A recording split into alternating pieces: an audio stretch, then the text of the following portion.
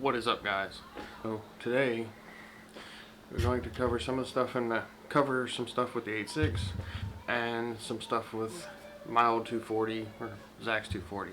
Also, Zach is going to be in this video, so I'm trying to convince him to join Team Dixie Garage. So flood the comments. Make him join because he's talked about starting his own YouTube channel for a long time, but he's never actually going to do it. But he does really dope stuff with cars. Like, he is really meticulous with his cars. So yeah, not going to hold it up too much. We got a lot of stuff to cover, and I just think we should hop into it. So yeah, let's get to it.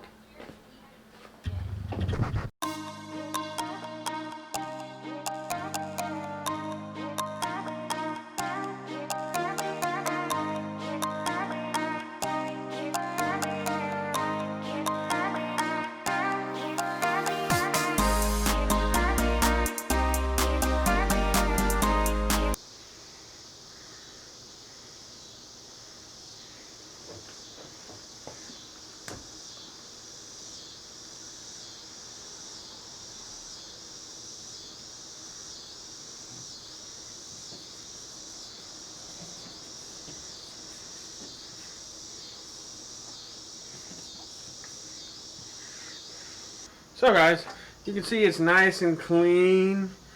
I have to cut this pipe because I don't have the rear-wheel drive water pump. So I need to cut this pipe and use this to as my outlet. And I also need to figure out where the other outlet is. But yeah, so that's the main thing I need to do. But the engine, the timing cover and everything's painted. These are just set on here. There's no cams in the engine or nothing like that.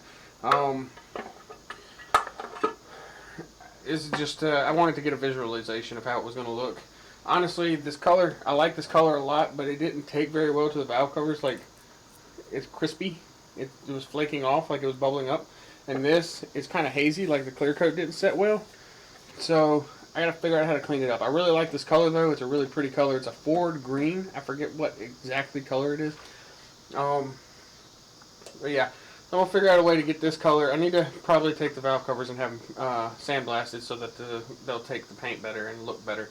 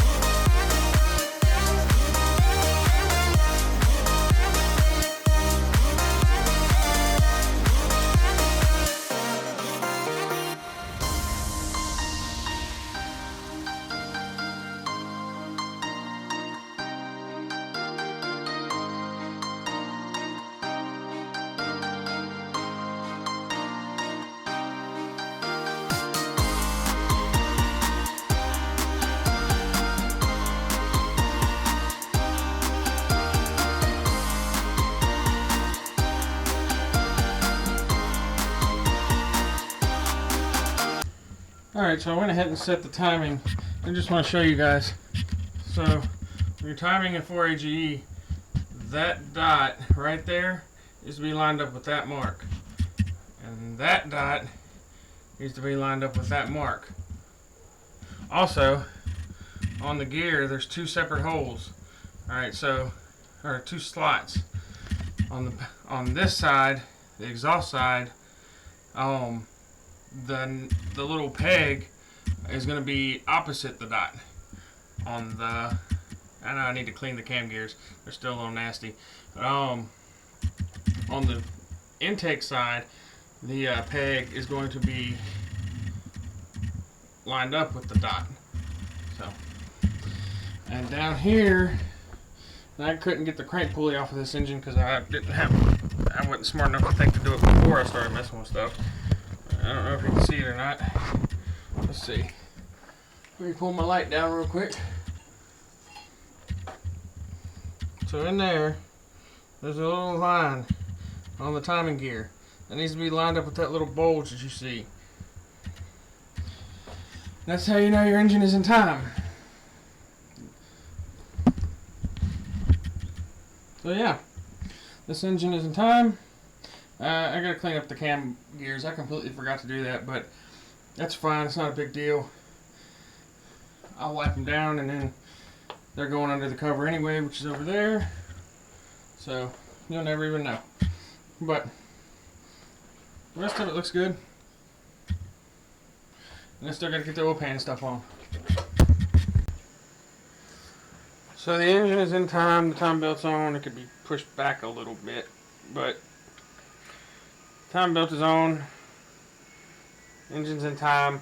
Now I gotta clean the lower cover, and the top cover is already painted. Can't put the oil pan on yet because I don't have any RTV. Then I gotta do a few things to make it work with a front wheel or rear wheel drive layout. So I gotta like cut this water pipe and run it off to the side, and a couple little things. I'm gonna probably have to change this alternator bracket. I'm not sure yet. Alright, so we are back out here for day 2. Day like 389, whatever. So earlier, before I went to Florida, I pulled the front seats out, and since I'm at a stopping point on the engine for now until I get some RTV and a few other things, figured it was a good time to go ahead and rip the rear seats out as well, so I can start cleaning up the interior and getting it ready for paint. So first things first, I've obviously got to rip out the back seats, so we're going to go ahead and do that now.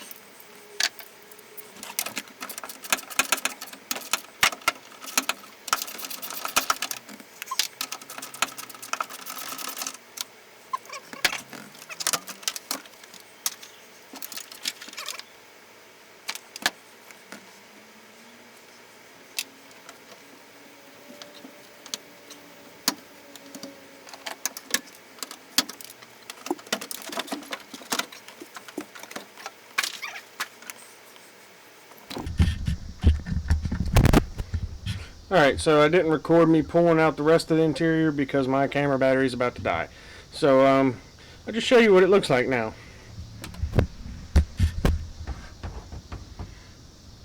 Hold on, I didn't pull that piece along the back out because it's literally holding up the back of the headliner. But I gotta pull this insulation out, and I gotta get some dry ice to get the sound deadening out. I gotta pull the carpet out of the front, or the middle half, I guess.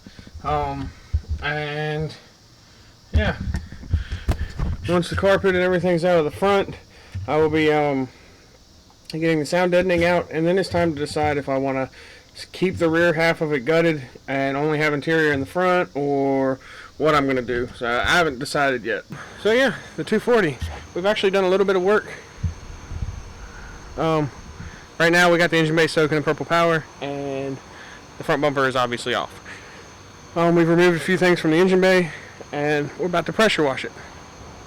Yes. Now you say. Huh? I said, now you tell me. While you're on camera. Are you recording? Yes. Yeah. Fucking KBD.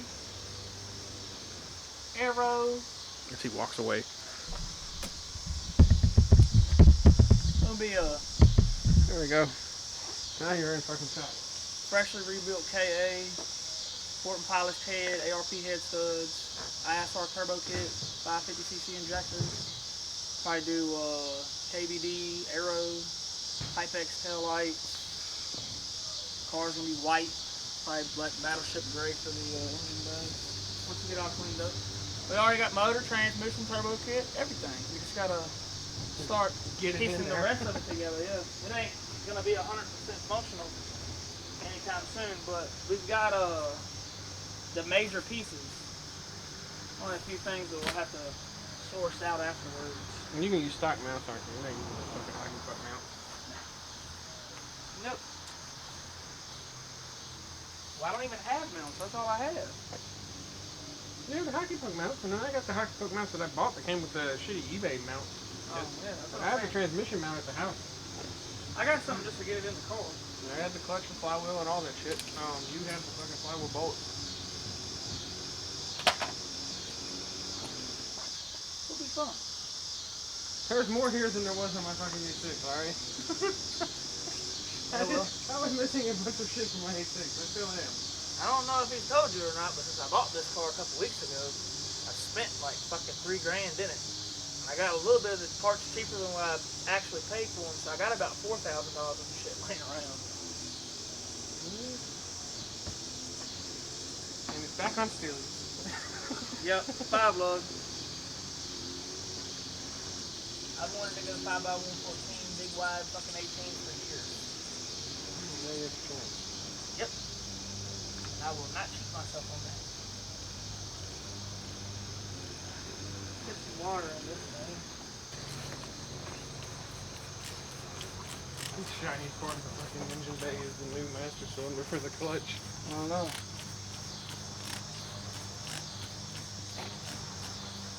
It's just nice, bright gold fucking. It's gonna stand out like a sore thumb. Damn right it is. Fuck it, it'll look good on the gray. Yeah.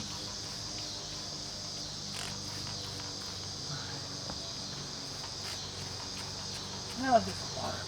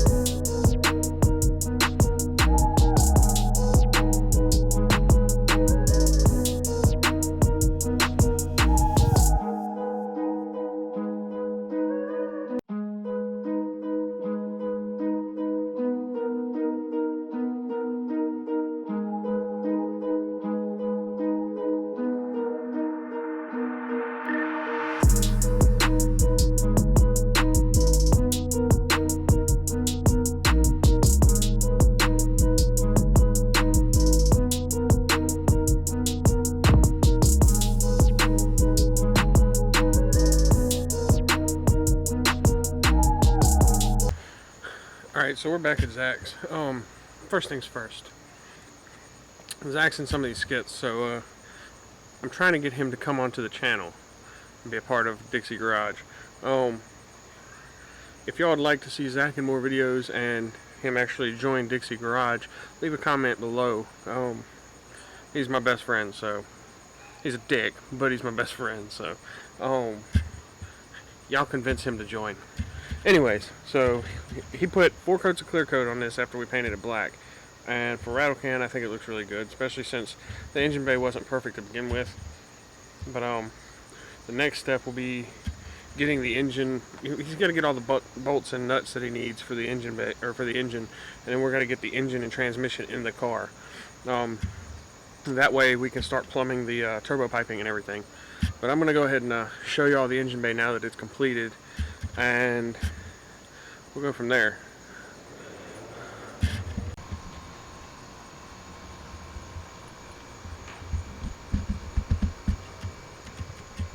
You can see he painted the brake master, the entire engine bay, and we taped everything off and wrapped the hoses in aluminum foil and everything.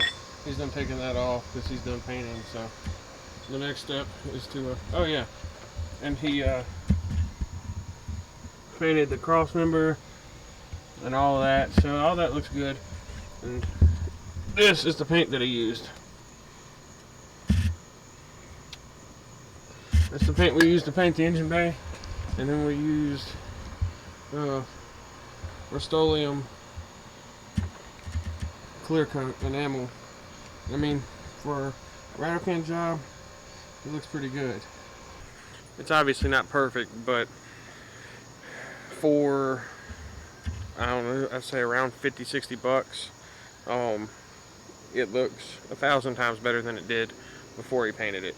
So before, it was whoever had the car painted black, because this was originally a maroon car. Whoever had the car painted black, whenever they painted it, they did have the door jambs and everything painted, but the people just, I guess, wrapped up the engine in plastic and painted around everything. So like when I got the car, there were just splotches of maroon, and then up at the top was all black, and then it looked like crap. So, but now it looks presentable, and once we get the body put back together, the car will actually look decent under the hood. Yeah, I'm gonna try to get him back out here and work on it. Zach is a procrastinator. I can't say much. I am too. That's the project for the day done. I got the engine over here. Where's it at? Hold on. There we go. Right here. I got the engine right here. The head is on. The cams are in. Torque down. Cam bolts are on. Or timing belts on. All that. I gotta get some RTV before I can finish that up, which I'll be doing that on the next episode. Yeah. So, I'm going to cut to a scene with me in Florida with my buddy who runs another YouTube channel that is non-car related. And if you're into comic books, I think you should check him out. His name is Comic Chat Authority. How's it going, my Comic Chat army? If you're watching this, you're probably looking at Dixie Garage. But come on over to my channel, Comic Chat Authority, where we review tons of indie comics. Look at this. We've got 2 big old stacks that we're about to review. For me and my girlfriend, this is not my girlfriend. me and my girlfriend review indie comics and interview people in the indie comic world. That's Comic Chat Authority on YouTube, Facebook, Instagram. Don't have a Twitter, but check us out. Alright, yeah, so for my YouTube channel subscribers, his YouTube channel is Comic Chat Authority. Yep. Like he said, he does all kinds of indie comics and everything. And yeah, I said I was going to be coming down here for collab, and I'm finally here. It's the last day, but he's a hard person to get a hold of, apparently. I am. I got a lot going on, man. My father just passed away early last week, and it's just been a mess since then. So yeah. When I get back, I got a lot of AE86 stuff to do, so we gotta strip out the interior on that. And meanwhile, while I'm doing that, you can watch his videos. Right. And I'm about to do some awesome giveaways. Oh, I ain't got no giveaways in front of me now, but You got the, yep. which one is the top one? This the bottom one or the middle one? Middle one? Yep. When we hit 1,000, we're gonna give away this slab from the CGC. They sent it to us. 9.2 Ultimate Spider-Man issue half from Wizard. There you go. Yep. Either a great way to start a collection or a great addition to your collection. And once he hits 1,000 subscribers, you can get a slab comic book. And once I hit 1,000 subscribers, you can get a K24D long block. Make sure you subscribe. Yep. I'll leave a link to his channel in the description below and an annotation up here in the corner. Bye. Later, guys. See you. But anyway, guys, so yeah, check him out and like, subscribe, leave a comment. Let me know what you think. Should I stay gut? Should I keep the rear end of the car gutted, or should I put the rear interior back in? I know a lot of the purists will say put the interior back in, and I understand why. These guys, these cars they're old and they're getting hard to find, and interior parts are hard to find. But that's also part of the reason I'm considering leaving it gutted, is because interior parts are harder and harder to find, and a lot of these are really messed up. Thanks for watching.